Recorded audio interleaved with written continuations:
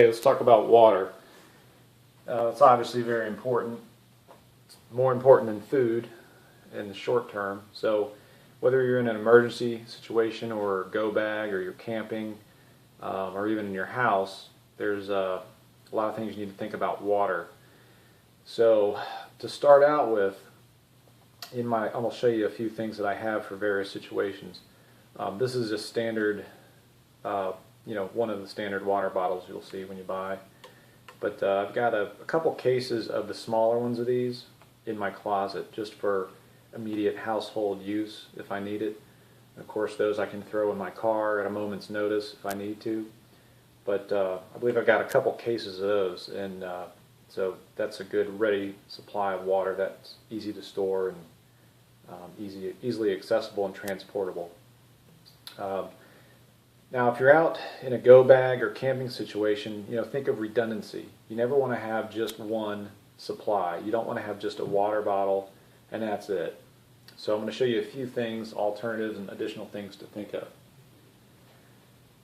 In my emergency bag, I've got several things. One is this pot for various purposes, but this is another vessel to boil and disinfect water. So that's one option. Okay, two is I carry this small bottle of bleach, which is in a sealed contact solution bottle.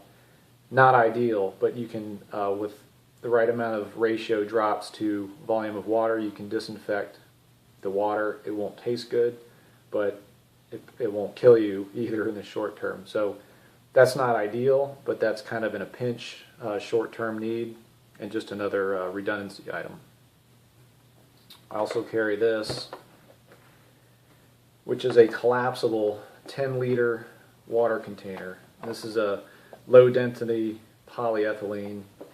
It's not completely transparent, but it's close. It's got a little closable spout and a handle, and it folds down fairly compact and it's lightweight, so I jam that in my bag to have a carrier of water. Now also, even further, I've got, of course, plenty of these Ziploc bags and various bags and trash bags, other things that can be used to carry water temporarily or collect water. So think about a lot of those and have several of these. Now, back to this. This is interesting. This is a PET1, I believe. Let's see if I can get the thing on there. It's very, very faint. Can't really see it, but these bottles that are crystal clear, there's a way you can solar disinfect, which they do in third world countries, and if you're out in the back country, and you can actually do this in several ways. Well, with this bottle, one is a solar way, another way is over the fire. Now, if you actually fill this up all the way or most of the way, and tie a string around the top, you can hang this over a fire and actually cook and boil the water inside this container, and it won't melt because this is a very thin plastic primarily. Now, if you use something really thick like this, you're probably not going to have as much luck, or you're not going to be able to get it as close to the heat. But because this is so thin of a plastic and it's full of water, it actually will transmit the heat quicker into the water rather than heat up the plastic and melt it.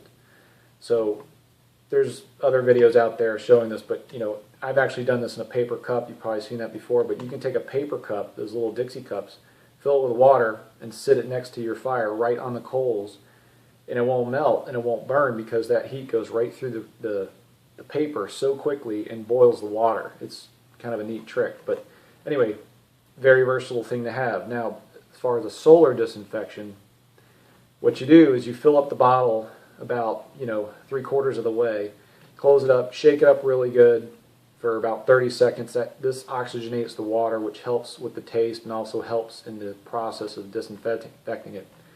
Once you've done that, then fill it up all the way, close it up, and you want to lay it out in the sun for about, they say, about 6 hours or more, depending on your conditions.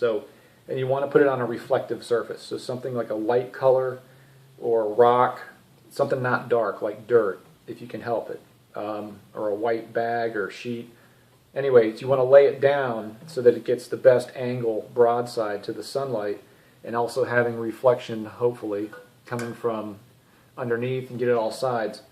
And after about 6 hours, the UV light will kill any pathogens in the water. And that's the same principle as the home filtration systems that use UV light also for the same purposes. It's just a lot more concentrated. So you can use natural sunlight to do this, which is kind of cool. Now, of course, you might need to filter it too if it's got particulates in the water, but you want to do all that first. Filter out any mud or gunk, and then you can disinfect it in a clear bottle like this. But the key is it needs to be clear as you can get it. And it's PET1, I believe, is the code if you look on the little triangle in the bottom of the bottles. So there are some, Gatorade bottles I think are the same way, which are ideal. Now this is not PET1, and it's not as clear as you can see. So it will probably take longer. It may take twice as long. I don't know.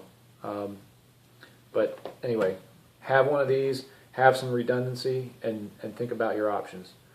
And also I would have in the trunk of your car, in your emergency kit, some water. But I don't recommend having your normal milk jugs. And those things you get at the store, the normal milk jugs, if you've ever tried to keep those around, they tend to leak spontaneously. They're not super resilient plastic. And think about also too, if it freezes. If you're going to have something in the trunk outdoors, especially in where it gets down to freezing, for one, have a good container that won't leak, so a strong container. Number two, don't fill it up all the way, because water will expand about 10% when it freezes, and that'll split open just about any container you have it in.